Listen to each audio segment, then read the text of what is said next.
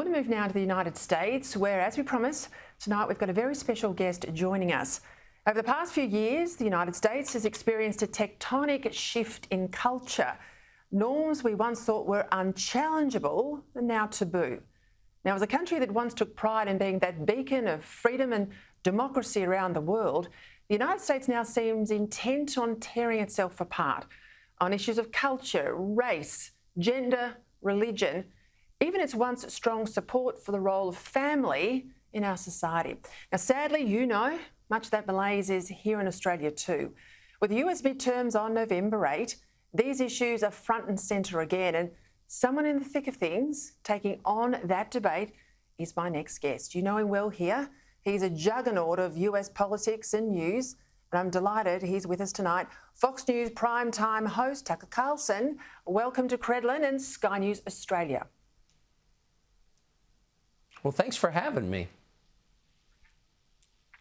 Hey, I just mentioned now, many of the cultural issues that are front and centre of the US are here as well. We're lagging perhaps a couple of years behind you in terms of the intensity of some of the debate, but there's no doubt if we look across the Pacific, we can see where this is headed.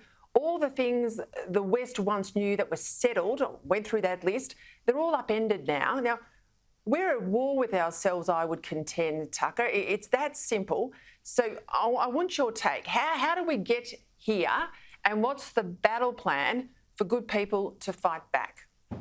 It's really simple. I mean, we've had debates in our societies which are not so different and have the same common root in the UK, very similar systems. And we've had debates about how we ought to govern ourselves and how we ought to live since our countries were founded.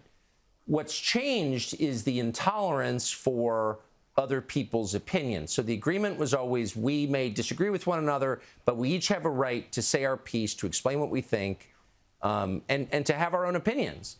And within the last several years in the United States, a school of thought has become predominant among people in power, which is to say government officials and the media and business leaders as well, that only one side is allowed to speak in public and the other side had better be quiet or else they will be punished. So free speech is the foundation of a free society. That's why in our country, in our founding documents, it's the first freedom guaranteed by the government, freedom of speech.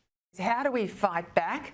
And what's the take on social media, particularly out of the US? I mean, how much is this a root cause of these issues we're facing? Well, I mean, the key misperception that people have about social media is that they reflect the public sentiments. And of course, they are completely controlled by three companies. And the software that runs them, the so-called algorithms, determine what you see. And so it's very easy to manipulate public opinion if public opinion is derived from Facebook, Google, and Twitter, which in this country it is. Newspapers, and I hate to say television networks, also are declining in influence, and social media really determine what people see and therefore what they think. And those platforms are controlled by three companies. So you have centralized control over people's opinions. And if people are suddenly hating each other, well, that suggests the people turning the dials at those companies want people to hate each other. And then you have to ask, well, why would that be? Well, you and I know broadcast mediums are controlled by a whole lot of regulations and rules, and we abide by them in terms of balance and argument and debate, but it's not like that on social media platforms. And entering the debate yet again in the last 24 hours is Elon Musk. He's renewed talk he'll buy up Twitter. Now, do you see that as a good thing or a bad thing? Well, if he lives up to his promise to make Twitter a free speech zone and allow people to say what they think without censoring them, then I think it's not only good news, but it changes the United States in a real way. I mean, you can't have a democracy without free speech. We increasingly do not have free speech. Therefore, by definition, it is increasingly not a democracy. So if you were to have a forum, a national forum in which all sides participate, and that's the key to Twitter, there are both sides on Twitter.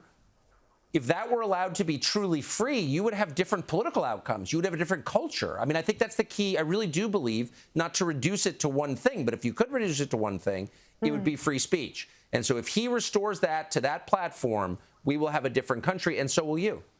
We've got a debate here now at the moment about race. we used to talk about the content of character, not the colour of skin, and that's all been upended. This idea that free speech, it's not free.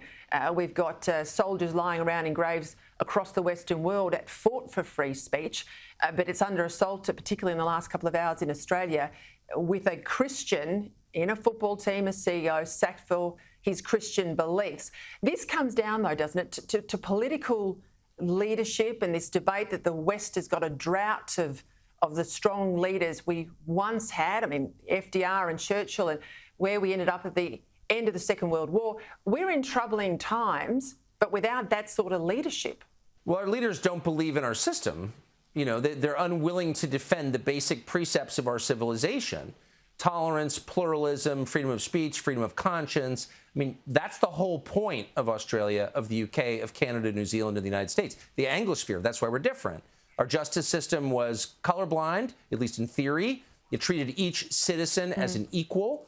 And that's why all those countries, the Anglosphere, once again, were the destination for so many immigrants. They wanted to live in a free society. Suddenly, and I think they still do. But our leaders have lost confidence in that, and all of a sudden they seem unwilling, maybe even unable, to defend what makes our society different from the rest of the world, from the Middle East, Africa, and Asia. And you see collapse as a result of that. You need leaders willing to defend your civilization, or else the civilization collapses. It's that simple. I want to share with my viewers a quick clip from a documentary you've got now. It's on Fox Nation and the Fox app. It's called The End of Men. Let's have a listen. Civilization is like a woman wooed. She's won by the love of the strong man and lost by the impotence of the weak one. The Greeks called this anacyclosis, the life cycle of any society. In a golden age, heroic leaders pursued transcendent goals, something bigger than themselves. They overcome challenge after challenge, and then they win. Then, surrounded by the wealth and the comfort they have won, they lose their life force. They become confused and isolated. They lose faith in themselves, and the civilization they've created begins to decline. Talk to me about the contention there, because it sounds like you've landed this documentary just at the time we need to have a close and hard look at who we're electing to run our country. Well, I mean, there's something really wrong with men in the United States, and I can't speak for Australia since I don't live there, but it's very obvious to any honest observer, I think, in the United States. We spent decades worrying about women and girls. I have three myself. I think it's worth worrying about. But the real crisis in the United States is among men, and they're different. And it's not just cultural, it's physiological. And its root is declining testosterone levels, which over the last 40 years have fallen dramatically and for reasons we don't understand. And as a result of that hormonal change, men are physically and physiologically different. And that seems like a crisis. If women were suddenly growing mustaches and didn't want to be, we would acknowledge that as bad and we would look for ways to fix it. But we are ignoring this, and I don't think that we should be. All right, let's come back to your president. We watch him closely here in Australia, President Biden and Kamala Harris. You've got a population of over 300 million, pretty amazing people in America.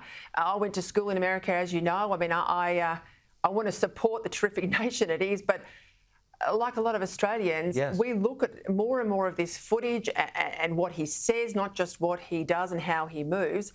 Surely your country can elect better options than both of them. Well, we've changed our system. America has, for generations, led the world in technological innovation. We have a lot of smart people, more Nobel Prize winners than any other country. But our current system elevates the dumbest and least capable to the positions of highest authority. Now, there's no other explanation for someone like Kamala Harris or Joe Biden, who's not, strictly speaking, the same Joe Biden you remember. He's obviously impaired. But Kamala Harris has always been slow. And you wonder about a system that would make her vice president. I mean, it's obviously intentional. Why would you want the dumbest people in the country running the country? I can't answer that, but that's what we have. All right, give us a sense of the midterms. Where do you think things are going to land? Talk of President Trump. I know he's in the mix. He's out there. He's at his rallies, pushing out the vote to hopefully come November. What sort of role is he playing? And I'll come back to life after the midterms for the former president. I'm not sure what Donald Trump's plans are going forward, but I would say his lasting contribution, and no one in America ever mentions this, is changing the fastest growing demographic in the U.S., which is Hispanic voters. He was famously anti-Hispanic. He wanted to build a wall and keep the Mexicans out. For reasons that no one discusses or maybe even understands, Donald Trump is extremely popular with Hispanic voters. They seem to agree with him. And because of Donald Trump, Hispanic voters who traditionally have voted Democrat are now voting, the majority of them, for Republicans. That's a huge change. It's an unprecedented change. It's a change no one expected. And it's a change that's very much going to hurt the Democratic Party. I hope very much, but we'll see. It's the same phenomenon we had in Australia when Conservative leaders in Australia, Prime Ministers, went tough on illegal migration. The greatest block of support in the electorate was recently arrived migrants who came the right way. So I'm not surprised by that movement you're seeing there in the South. Yeah, amazing. Absolutely. Absolutely. 2 prime ministers are there as proof with landslide wins. Just before we go, we saw all the stuff play out with Hunter Biden. We saw that the silence outside of Fox News in the media in the US. Is Biden really going to go around again at the next election? Well, I mean, it's worked pretty well for the Democratic Party. I mean, Joe Biden is senile, and the downside is he's not capable of organizing your daughter's birthday party, much less running a government. But the upside is he seems very non-threatening. Voters are not afraid of Joe Biden. And, of course, he's merely a proxy for the people who are actually running the U.S. government, the faceless, diabolical figures who are driving us into the abyss. So they've benefited greatly from having a senile president, and the more I think about it, the more I imagine, why wouldn't they run him again? They're not going to run Kamala Harris. Nobody likes Kamala Harris. I don't think Mr. Harris likes Kamala Harris. So why not Joe Biden? Hey, just before we go, give us some hope in the West. You know, you watch conservative programs like mine and like yours, and it's hard not to feel like we're just managing our inevitable decline. Give us some hope, Tucker Carlson. Well, here's the hope. I notice this all the time. The people who are following this, and they come from all backgrounds, ethnic backgrounds, political backgrounds, people who thought one thing 5 years ago think a very different thing today. It has caused people to really think about what kind of country they want, what kind of government they have, and also to think more deeply about their own lives and where they go after their lives end. I mean, there is an intellectual and spiritual awakening, a reawakening going on in this country. I hope it's happening in yours, where under all of this pressure, some people are becoming much more impressive and alive and curious and I would say more noble and brave. So there's a huge upside. I have more interesting conversations with more impressive people now than in my entire life, in 27 years of doing television, in the last 2 years. So I take great comfort in that. What a wonderful note to leave our chat on tonight. Tucker Carlson, you're brilliant, and I'm so pleased you joined us tonight. Well, you're so nice to have me. Thank you very much.